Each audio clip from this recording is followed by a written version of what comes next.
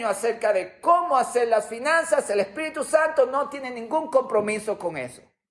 Si yo le enseño acerca de cuál debería ser el próximo presidente de Estados Unidos y por quién usted debería votar, el Espíritu Santo no tiene ningún compromiso con eso. Si yo le enseño cómo vivir la vida de energía por medio de la meditación y el yoga, el Espíritu Santo nunca va a tener nada que ver con eso.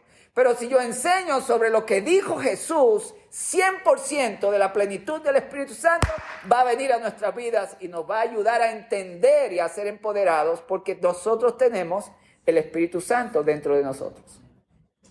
Así que con eso en mente, si usted tiene su Biblia, bienvenido, bienvenida a esta enseñanza. Ábrala en Mateo capítulo 5. Si no, simplemente vamos a tener las escrituras en la pantalla. Y así yo voy a poder señalar algunas de las cosas que yo quiero señalar sobre este famoso sermón de Jesús, que Jesús predicó en Galilea de los gentiles. Varios versículos claves que quiero mostrarle para entender. Mateo capítulo 4 y Mateo capítulo 8 hacen un sándwich del sermón. Mateo 4, el último versículo que vamos a ver, representa el tope, el pan de arriba. Mateo 8, el pan de abajo. Y en el medio está Mateo 5, 6 y 7. Y para darle un antecedente, usted, para entender este sermón, tiene que saber qué estaba pasando antes del capítulo 5 y qué va a pasar a partir del capítulo 8. Por ejemplo, en el capítulo 4, al final, hay un versículo que dice, en el versículo 24 dice, y se difundió su fama por toda Siria. Él está en esta misma zona donde le mencioné en el mapa. Y le trajeron todos los que tenían dolencia, los afligidos por diversas enfermedades, los que tenían tormentos, los endemoniados, los lunáticos, los paralíticos, y los sanó. Y le siguió mucha gente de Galilea, de Decápolis, de Jerusalén, de Judea y del otro lado del Jordán, donde él va a dar el sermón en el próximo capítulo. Había un conglomerado de gente que estaba emigrando donde él iba, la gente lo seguía. Jesús entonces estaba en el momento del sermón del monte, está siguiéndolo muchísima gente. ¿Ok? Note ahora, si usted va al capítulo 8, al principio, dice, cuando descendió del monte le seguía mucha gente. ¿Qué gente? La gente que lo dejó en el capítulo 4 cuando iba a iniciar el sermón. Al final, que acabamos de leer. Ahora, note lo que pasa al principio del capítulo 5, en el versículo 1. Viendo la multitud, ¿qué multitud? La multitud que estaba al final del capítulo 4, le seguía mucha gente. Esa misma multitud que él miró fue la multitud que lo siguió cuando descendió del monte. Lo que yo quiero que usted note es que acá dice acompañar. La gente, la multitud que estaba recibiendo los milagros, estaban acompañando a Jesús. Lo seguían, estaban cerca, es como si fuese un paralelo. Jesús iba a hacer milagros, la gente estaba con él, viendo los milagros que hacía o tratando de recibirlos, ¿ok? ¿Está bien? Esa misma palabra es la misma palabra que se usa en el capítulo 8, cuando bajó del monte lo seguía mucha gente. Pero en el capítulo 5 cambia. En el capítulo 5 no es la misma palabra hablando de qué hizo la gente cuando subió al monte con él. Aquí está el versículo primero. Habiendo visto la multitud, subió al monte, ahí está traduciendo del inglés a español, se sentó y vinieron a él. Proseltán, esta palabra que está acá, es un verbo, se acercaron. Se acercaron. Tiene un significado mucho más profundo. Pro significa que se adentran, tienen un objetivo principal, un destino. Ekomai es que llegan a ese destino. Hay una proximidad. Por eso, si vamos al texto acá, en el capítulo 5, dice que vinieron a él. No es lo mismo que cuando la gente estaba con él, siguiéndolo, esperando su poder, o cuando lo siguieron cuando bajó del monte. Otra cosa que yo quiero que usted note es que en el versículo 1 del capítulo 5, mientras en el 4 y en el 8 dice, le seguía mucha gente, aquí dice, vinieron a él sus discípulos. ¿Está viendo la diferencia? No dice vino a él la multitud. Porque cuando él se sentó, él vio la multitud, subió al monte, fue como que Jesús hizo algo. Estaba entre la multitud en el capítulo 4, vuelve a la multitud en el capítulo 8, pero en el capítulo 5 se aleja de la multitud y espera que alguien lo siga. Pero la palabra dice que solamente sus discípulos lo siguieron, no la multitud. La multitud se quedó abajo esperando que él descendiese. Yo me pregunto si a veces la iglesia en general es así.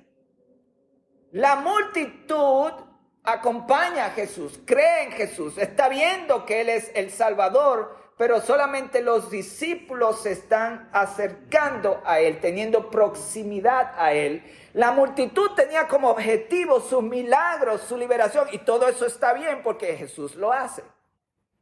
Pero el discípulo, el que es bautizado con el Espíritu Santo, tiene un objetivo diferente, quiere proximidad con el que hace los milagros, con el que habla, con el que liberta, no con el milagro del que lo hace. Eso es un desafío. Yo creo que lo que el Espíritu Santo está diciendo, que la vida cristiana tiene que tener los dos aspectos. El aspecto de saber que Jesucristo, Dios, quiere suplir nuestras necesidades y acompañarlo porque Él quiere. Pero tenemos que también discernir que no todo lo que Cristo quiere es siempre solamente sanarnos, libertarnos, prosperarnos, sino que Él quiere gente que quiera escuchar su voz, estar cerca de Él. ¿Quién eres tú a quien yo he recibido como Salvador? Y cuando alguien sube a ese nivel y quiere algo más que simplemente su poder y su gloria que Él quiere dárnosla, hay algo diferente que acontece. Este capítulo 5, 6 y 7, comparados con el capítulo 4 y 8, se trata del discípulo y su maestro, mientras que los capítulos 4 y 8 se trata del maestro y el amor que tiene hacia la multitud. Y yo creo que nosotros somos los dos tipos. Somos la multitud que lo acompaña, pero también los discípulos que lo quieren a Él y no solamente lo que Él nos da. Que el Espíritu Santo le dé sabiduría en ese sentido. Hay un sándwich, lo llamo el sándwich.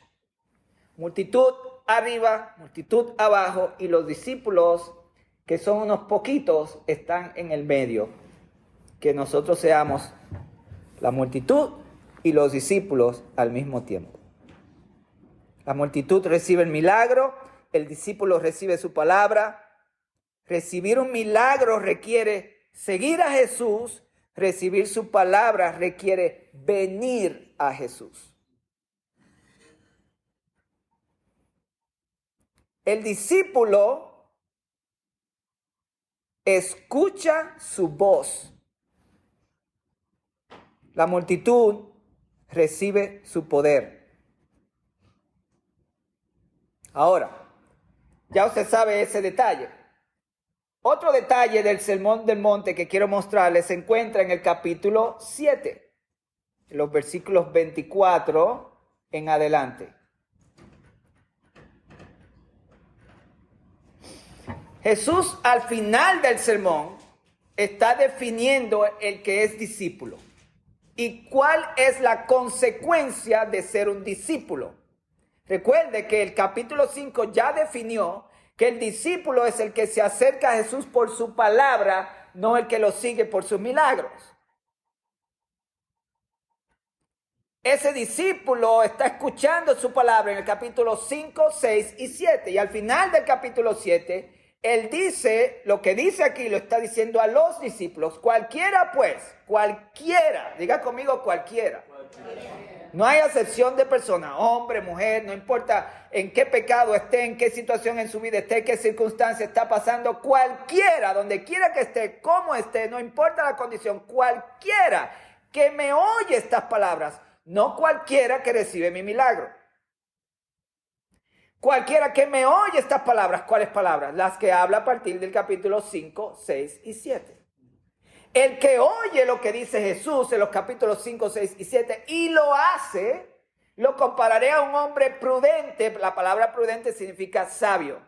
Un hombre sabio que edificó su casa sobre la roca y dice, descendió lluvia, vinieron ríos, soplaron vientos, golpearon contra aquella casa y no cayó porque estaba fundada sobre la palabra que Jesús está hablando en Mateo 5, 6 y 7. Quiere decir que estos 3 capítulos envuelven la vida cristiana. Porque ¿cómo va a ser que nos pueda cubrir en las circunstancias que pasamos, a menos que esos 3 capítulos nos enseñen cómo vivir en todas las circunstancias? Y es exactamente así. La lluvia, los ríos, vientos, golpes, habla de los problemas de la vida. Que los problemas de la vida no tienen objetivo de quitarte cosas. Los problemas de la vida, cuando son ataques del enemigo especialmente, lo que quieren es destruirte. Quieren que te caigas, que te ahogues, que te mueras. Por lo tanto, el sermón del monte contiene las claves para una vida estable que no se deja caer, no importa qué vientos te estén empujando. Por lo tanto, tienen que hablar de salud. Y lo vamos a ver en un momento. Jesús está proponiendo que su palabra te va a mantener mentalmente bien, emocionalmente bien y físicamente bien. No importa las circunstancias, si su palabra está en ti. Note lo que pasa al que no lo hace. Pero cualquiera que oye esta palabra y no las hace, le compararé a un hombre insensato. Un hombre insensato quiere decir una persona que no fue sabia, que edificó su casa sobre la arena. Y descendió lluvia, vinieron ríos, soplaron vientos y dieron con ímpetu contra aquella casa. Y cayó y fue grande su ruina. ¿Cuántas personas hoy reciben el toque de Dios y son arruinados? Porque el toque de Dios no es lo que nos da seguridad, es la palabra de Cristo lo que nos da seguridad. Y cuando terminó Jesús estas palabras, dice, la gente se admiraba, estaba diciendo, solamente desde Moisés nunca habíamos visto algo así, porque les enseñaba como quien tiene autoridad y no como los escribas. Un capítulo entonces, para ir ya a cerrar pronto con este mensaje, esta parte, en el que yo quiero señalar claves de vida cristiana en el Espíritu, que el Espíritu Santo quiere recordarnos. Es una sección muy famosa que se encuentra en el capítulo 6, al final del capítulo 6, donde Jesús nos da esta palabra muy famosa. Mas buscad primeramente el reino de Dios y su justicia, o la manera en que Dios hace las cosas, no la manera en que el hombre la hace. Y todas estas cosas, ¿cuáles cosas? ¿O serán añadidas? Bueno, podríamos encontrar parte de la respuesta, aunque todo esto cubre todo el sermón desde el capítulo 5 al final del 7. Jesús nos dice esto. Está hablando al discípulo. El discípulo de Jesús es definido en Mateo como el que se salió de entre la multitud y subió donde estaba Jesús, no por sus milagros, sino por la vida que él ofrece a través de su palabra. Ese discípulo es de quien Jesús está hablando aquí. ¿Por qué los discípulos? Porque los discípulos que están siguiendo a Jesús, que subieron al monte con él, estaban haciendo un sacrificio. Piensa en Pedro. Pedro era un dueño de barcas. Pedro tenía un negocio de pesca. Lo encontramos pescando cuando Jesucristo lo encuentra, y cuando Jesucristo muere, él renunció al ministerio Y en Juan 20 y 21 lo encontramos pescando otra vez y Jesús lo fue a sacar del ministerio del trabajo de la pesca para seguirlo. Pedro era un pescador y tenían botes, lo que quiere decir que a Pedro le iba bien económicamente. Y los discípulos estaban preguntando, ¿cómo nos vas a ayudar? Y Jesús les dice, no os afanéis por vuestra vida. Le está diciendo a los discípulos, yo sé que cuando tú me estás siguiendo a mí, cuando tienes que tomar tiempo para ir a la iglesia, cuando tienes que tomar tiempo para leer la Biblia, cuando tienes que tomar tiempo para orar, estás tomando tiempo que puedes utilizar para prosperar económicamente. Yo sé que te va a costar. Y esa decisión te va a proveer ansiedad en algún momento. Todo el que sigue a Jesús va a tener estas preguntas. Jesús les dice, tranquilos. No os afanéis por vuestra vida. ¿Qué afán? ¿Qué habéis de comer? ¿Qué habéis de beber? Por vuestro cuerpo. ¿Qué habéis de vestir? Y entonces Jesús dice, hey muchachos, la vida es más que el alimento y el cuerpo más que el vestido. Un momento. El alimento, el vestido y el cuerpo. Si no los cuido, no los tengo, no tengo vida. ¿A qué se está refiriendo Jesús? Porque ¿para qué trabajamos? No es para mantener la vida. Y estas cosas te hacen pensar. Bueno, una manera de saber lo que significa cuando Jesús dice vida es ir a lo que el texto dice. Significa alma, aliento, el alma humana, que es acá, el alma como el asiento de los afectos, que también se refiere a las emociones. Hay una clave aquí. Note que Jesús no simplemente es alguien que quiere que usted lo siga porque Él es el maestro. Jesús se dio y continúa dando. Todo lo que Jesús quiere que hagamos, que lo sigamos, es para bien de nosotros. Jesús está diciendo, yo voy a proponer aquí, que cuando la preocupación, el afán por las cosas cotidianas, me refiero al trabajo, el dinero, todas las cosas por las que nosotros siempre estamos laborando, toman control, sus emociones y sus mentes van a estar insalubres. Las enfermedades crónicas, la mayoría de la gente que ya está en enfermedades crónicas comenzaron con traumas en sus vidas que nunca fueron sanados y situaciones que les afectaron tanto la mente y las emociones que generaron estas cosas y el cuerpo comenzó a botar los golpes de esas emociones y la gente está muy enferma hoy. Y note lo que Jesús está diciendo, seguirme a mí te va a hacer, cuando tú escuchas mi palabra, sigue mi palabra, cuando eres mi discípulo, yo te voy a sanar tus mentes y tus emociones. Te voy a poner en una situación de salud mental y emocional para que entonces puedas conseguir ese alimento y ese vestido con el beneficio que muchos no tienen, que mucha gente tiene dinero, pero están enfermos en su vida, no son felices, sus matrimonios se están cayendo, sus hijos se están perdiendo. ¿Por qué? Porque han trabajado por el sueño americano, pero en sus emociones y en sus mentes están enfermos porque no tienen a Cristo en sus vidas. Entonces, seguir a Jesús aquí no se trata de simplemente seguir a un rabino. Seguir a Jesús se trata de yo tener mi vida saludablemente, correctamente, en el lugar que Dios la quiere, para que yo pueda disfrutar del alimento, disfrutar del vestido y disfrutar de la bebida. Entonces, el discípulo de Jesús es el que se ocupa primeramente de su salvación interior, de mantenerse emocionalmente y mentalmente saludable, porque el afán te va a enfermar si no te cuidas tu paz. El estrés te va a enfermar. Dios quiere que estés saludable. ¿Por qué? Porque si no, no te puede usar. No puedes cumplir tu destino si estás enfermo o estás enferma. Tienes que cuidarte tu alma. Entonces, el discípulo de Jesús, lo primero antes del sueño americano es su vida interior. Lo que trae la pregunta, ¿cómo estás tú adentro? ¿Tienes paz y gozo? ¿Estás navegando las situaciones con el gozo del Señor? Porque el gozo del Señor no tiene que ver con los sentimientos. Tiene que ver con la seguridad que tienes en Cristo y la paz que Él te da pese a las montañas que estás enfrentando. Solamente Jesús te puede dar gozo y paz en las situaciones más difíciles por las que te encuentres. El discípulo de Cristo entonces cuida su vida interior. Y Jesús nos dijo cómo se cuida la vida interior. El que oye mis palabras y las hace va a edificar su casa sobre la roca y ninguna circunstancia lo va a mover.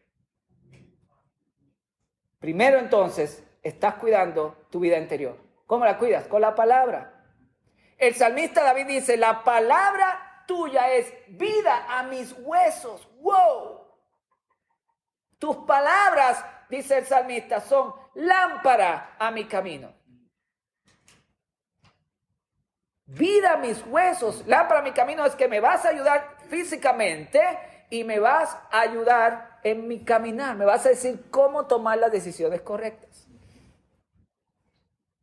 En el versículo 26, ya voy a concluir pronto, hay otro punto muy importante del discípulo. Versículo 25.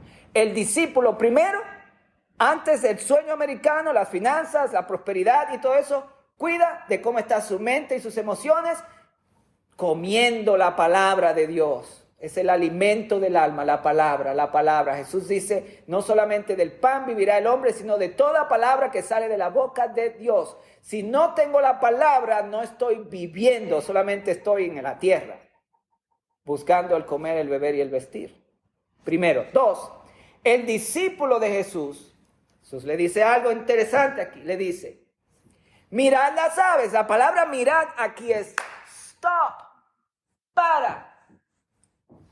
Sal del estrés, deja de pelear con ese problema que tienes y observa las cosas que Dios tiene delante de ti por las cuales te quiere hablar. La palabra mirar en griego es observa detenidamente, entra en la esfera de lo que está dentro de ti para reconocer cuál es el significado espiritual de lo que estás viendo físicamente, porque Dios te está hablando. Y hoy vivimos una vida en la que no paramos, no descansamos.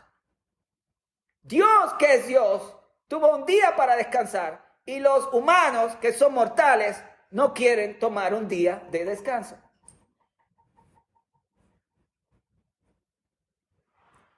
Y entonces Jesús le dice algo que no tiene sentido, porque si yo estoy preocupado por el vestir, por el comer y por el beber, por las finanzas, ¿qué tengo yo que estar viendo aves? ¿Qué me va a enseñar un ave? Yo lo que quiero es que me den el cheque, que el dinero llegue, que se complete el presupuesto, ¿sí o no? ¿Están conmigo? Porque a que yo le estoy hablando a gente diferente, porque yo soy así. Todos estamos en el mismo bote. Lo que yo quiero es pagar la casa, ¿verdad? Y poder tener gasolina para el carro. Porque Jesús me dice que mire una ave. A ver, la ave tiene gasolina, se paró en Sam's, va a la tienda. No, nada de eso. Pero Jesús te está moviendo de tus ojos naturales para que puedas salir de esa pelea. Te está distrayendo positivamente para ayudarte mejor. Mira, déjate de enfocarte en eso. Tranquilo, me estás siguiendo a mí. Oye lo que dice. Las aves del cielo no siembran, no ciegan, no recogen. Y vuestro Padre Celestial las alimenta. Un momento, Señor. Quien necesita el alimento soy yo. Yo soy tu hijo. Te recibo como salvador personal. Voy a la iglesia, diezmo. ¿Qué estás haciendo tú alimentando la ave? Las aves no están pagando la renta. Soy yo. ¿Están viendo las palabras de Jesús? ¿Qué hace el padre alimentando la ave? Y yo que me falta pagar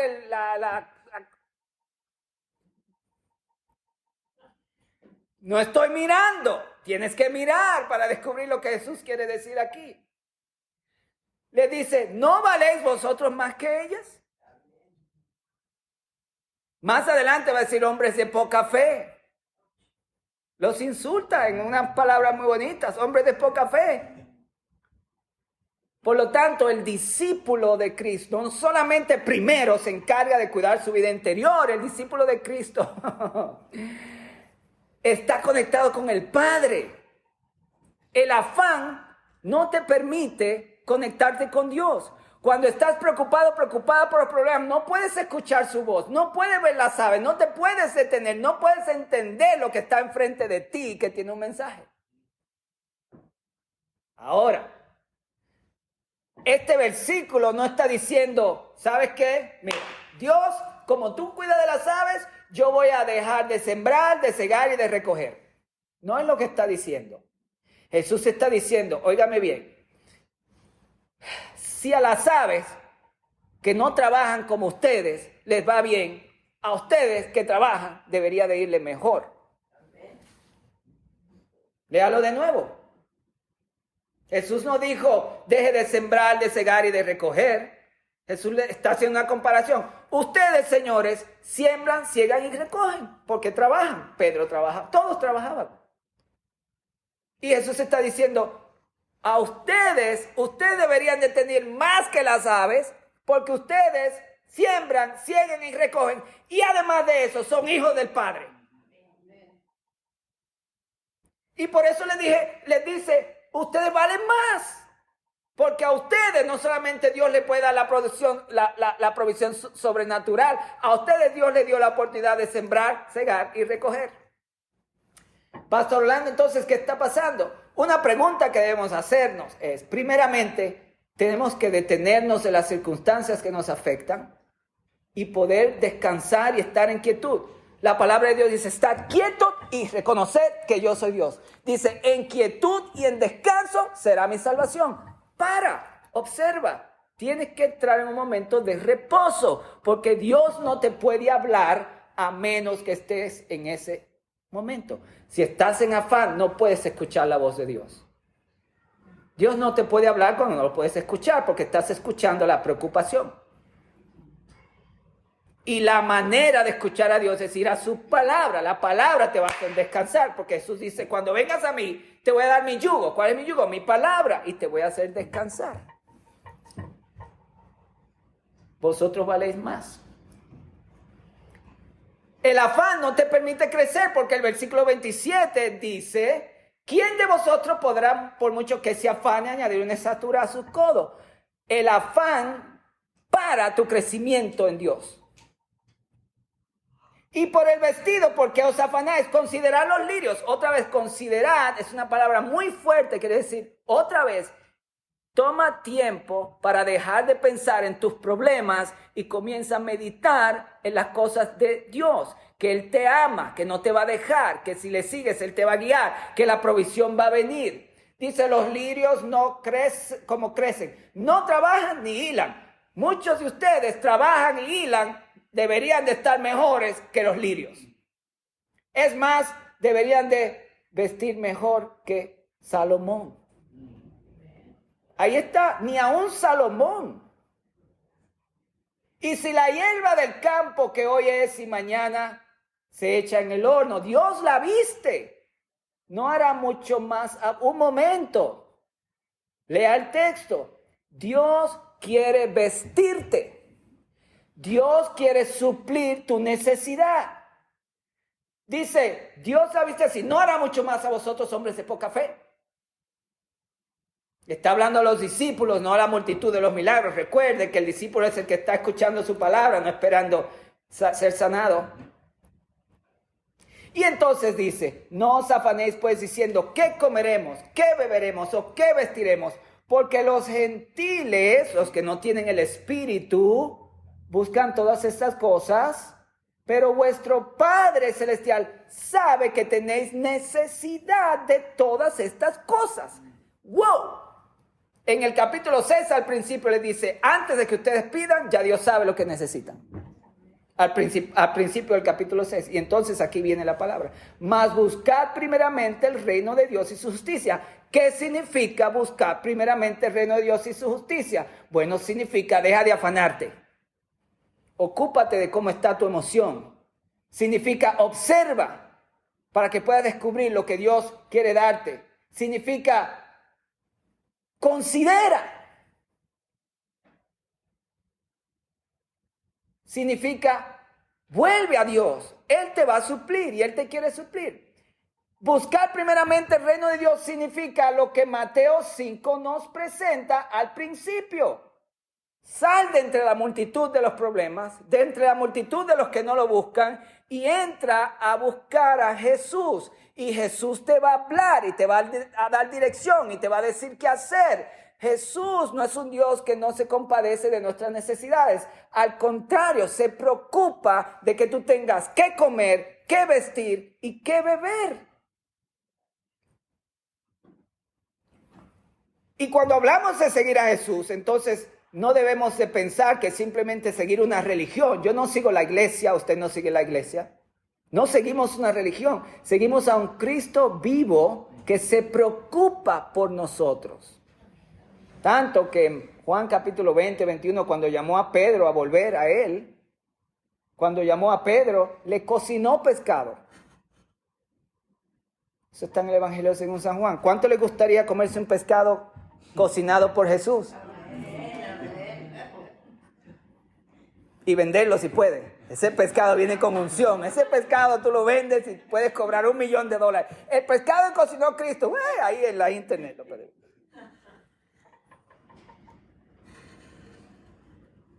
Cuando escuchamos a Jesús, dejamos entonces el oír de la fe. La Biblia dice, la fe viene por el oír y el oír por la palabra. Cuando Jesús dice, el que escucha estas palabras y las hace, la palabra hacer es un fruto de escuchar. Porque ahora nos preocupamos cómo guardar los mandamientos. Si yo me preocupo cómo guardar los mandamientos, estoy bajo la ley.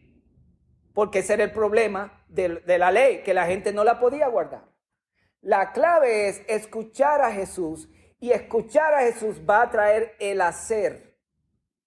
Que dice la Biblia, Él es quien genera en nosotros el querer como el hacer por su propia voluntad. Entonces, no vaya usted ahora a caer bajo la ley religiosa y si ahora tengo que leer la Biblia para guardar los mandamientos de Jesús. No funciona.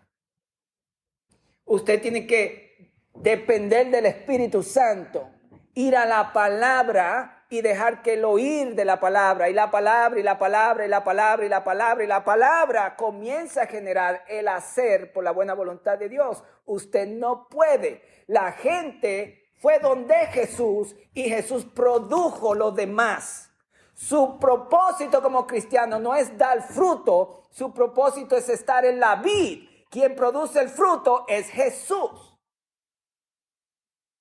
Es muy simple. ¿De quién yo estoy enamorado? ¿A quién estoy buscando? A Cristo. Yo me meto en la palabra y la palabra me mueve a donde Dios quiere que yo esté. Ercomai. El discípulo hacía ercomai. Llegaba a su palabra para que su palabra produciese la obra del Espíritu y eventualmente esa palabra va a producir el fruto del Espíritu.